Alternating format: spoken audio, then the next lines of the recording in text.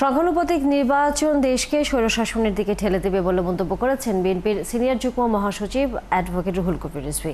সকালে রংপুরে July August গণঅভ্যুত্থান শোক ও বিজয়ের বর্ষপূর্তি উপলক্ষে স্বেচ্ছায় রক্তদান ও ব্লাড গ্রুপিং অনুষ্ঠানে যোগ দেন তিনি।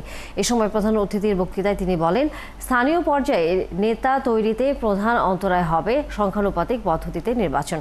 এই পদ্ধতি ঐক্যের পরিবর্তে বিভক্তি তৈরি করতে পারে।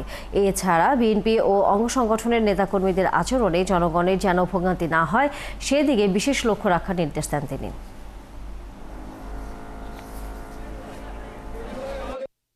এই রক্তদানের মধ্যে দিয়ে আমরা তো চাই প্রকৃত গণতন্ত্র।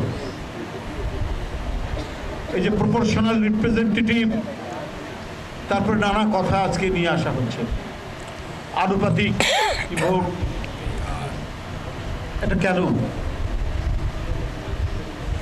এইটা আপনারা কিসের জন্য চান? তাহলে তো এলাকায় এলাকায় আর কেউ নেতা হতে পারবে না, কোনো কনস্টিটিউয়েন্সিতে তো কেউ নেতা হতে পারবে না।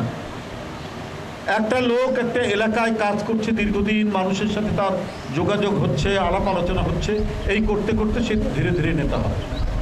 যখন এই আনুপাতিক ভোটের বিষয়টি আসবে তখন তো দলকে ভোট দিবে, দল তারপরে বেছে বেছে তার লোকদের এমপি বলে ঘোষণা করবে।